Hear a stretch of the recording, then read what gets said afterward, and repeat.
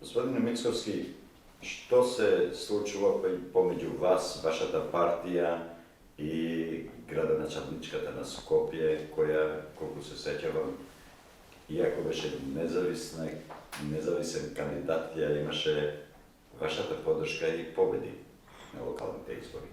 Да, јас сум го коментирал тој случај, немам што да додадам, но ќе кажам еве една реченица.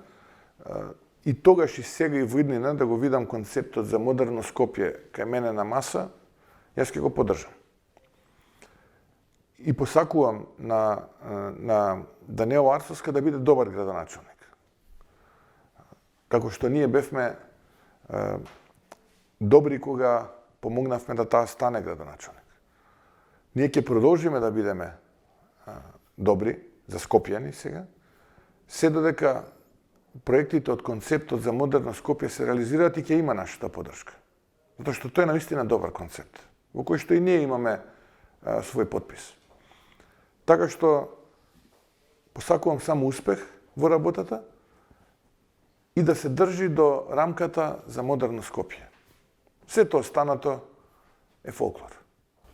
Мислење дека овие случувања се врзани за настојувањата на партиите на власт да обезбедат мнозинство за уставните промени, така да и овие надпартиски, би рекол, состојби во вашата партија одат во таа насока.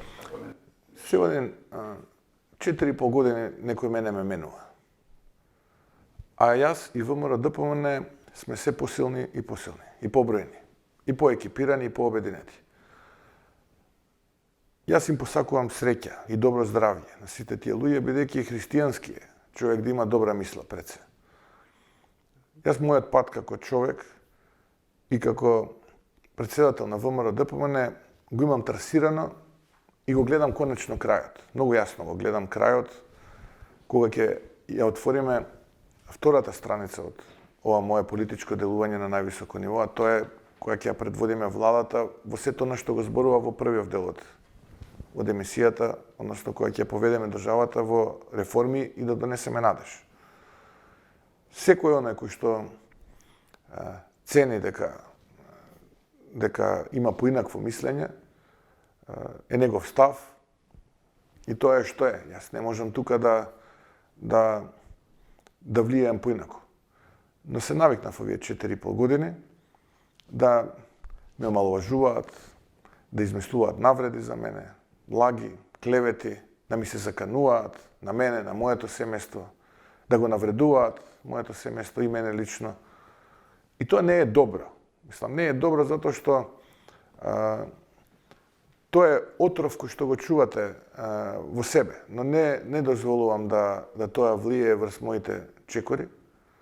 Не делувам емотивно, многу рационално делувам и стратешки коректно и така ќе продолжам и во иднина да делувам. А на сите останати им посакувам пред се многу здравје. Која е партиска тактика, опозициона тактика за наметнување на предвремените избори? Ако не грешам, сте најавиле дека ќе излегувате на улица. Што очекувате? Власта тврди дека ќе оди до крајот на мандатот. Видете, власта ќе си тврди дека ќе оди до крајот на мандатот. Ние цениме дека е добро да има предвремени избори, здраво е тоа. Исто како што цени огромно мнозинство од граѓаните во Македонија, кои што ние го црпиме нашиот легитимитет. И ако гледаме дека како Народна партија народот е против оваа влада, а сите перформанси велат дека владата е катастрофална, па дури и поддржувачите на СДСМ и ДУИ велат дека владата е катастрофална и дека треба да замине, тогаш логично е ние да сториме се што е во наша моќ, да ги искористиме сите демократски алатки кои што ги имаме на располагање, да дојдеме до предвремени парламентарни избори и да покажеме од каков материјал сме направени, дека ова сега што го збориме, ќе го реализираме после тоа. Затоа што мислам дека нема простор за дополнителни разочарувања во Македонија. Ќе истраете во барањето да се одржи референдум по прашање на договорот со Бугарија сега со левицата? Па јас од тоа што го слушнав како шпекулација во јавноста, не се однесува прашањето на политичката партија Левица на договорот со Бугарија. Туку има поинаква формулација, но да почекаме да дојде во парламентот, да го слушнеме образложението на Левица, па ќе го имаме и нашиот став. Отприлика сте изјавиле дека ако се изгласат уставните измени, со тоа што ќе се вметнат етничките бугари во уставот, ќе се повлечете од политичката сцена. Да, точно. Затоа што дадов објаснување зашто ценам дека тоа сега во овој момент не е добро. Затоа што е многу погрешно да се подотвори вратата сега на сите проблеми. Објаснувањето на владениот врв, вклучително и Стево Пендаровски, беше ние сега да го смениме уставот, па утре на маса која ќе седнеме, ако видиме дека барањата се навистина тенденциозни и така натаму од страна на бугарските историчари, да се повлече маста за преговори. Тоа така не оди. Тоа се будалаштини и детски работи. Сериозни луѓе прават сериозна стратегија и таа стратегија ја спроведуваат. Затоа јас велам дека тоа не е добро сега да ја подотвориме таа врата, затоа што така ја отвараме вратата на многу проблеми, кои што во историска смисла на зборот на едната страна, официјална Софија, ќе значат ретуширање на вистинските историски факти. Ние тоа не смееме да го дозволиме нашите деца да учат лажна историја. Да им се одземе правото на самоопределување, на свој сопствен идентитет граден со векови. Знаете, ние едно е нација, друго е народ. Не можеме ние на македонскиот народ сега да му го одземеме правото, затоа што имаме корумпирани политичари кои што за да го скријат својот криминал и корупција, потпишуваат секакви договори. Тоа не е решение и тоа не е европско. А што ако владиното мнозинство се засилува и со пратеници од вашите редови и да се направат уставните промени? Јас реков, ако тоа се случи во овој мандат на парламентот, јас ќе заминам од политиката. Тоа значи дека сум бил лош скаутинг сум направил. Значи не сум ги проценил луѓето. Кога водите политика и кога водите една структура, логично е да се обкружите со луѓе кои што генерално имаат идентична политичка матрица и идеја. Вие може да имате внатре различни ставови, различни мислења по одредени прашања, но ова не е тоа прашање по кое што вие можете да имате, а сте во иста структура. Ние може сега да збориме дали сме за рамен данок, дали сме за 8%, 10%, дали сме за пензиски приватен, дали не сме за пензиски приватен, дали треба автопатот Прилеп-Битола или автопатот Гостивар-Кичево, тоа е веќе нешто друго.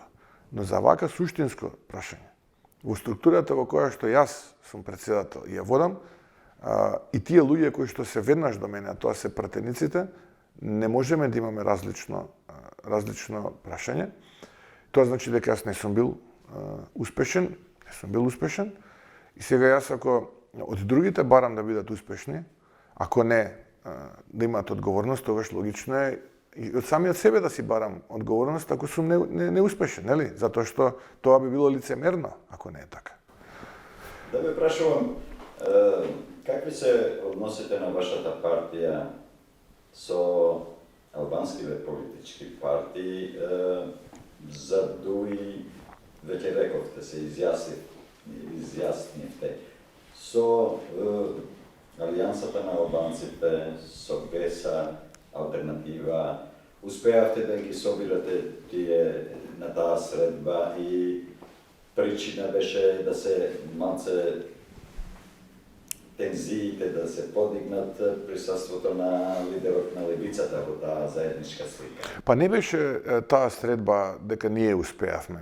Друг беше иницијаторот на таа средба, но суштината беше да падне владата и ние како ВМРО-ДП најголема партија подметнавме грб. Тоа што еден пратеник потоа беше киднапиран е нешто сосема друго. Имаме коректни односи со сите во рамките на пристојното во оној домен во кој што работиме и во кој што соработуваме. веде лидерот на Алијансата, господинот Сева, деновиве изјави дека се малтене замрзнати односите помеѓу неговата партија и вашата партија поради настаните што се случија во град Скопје.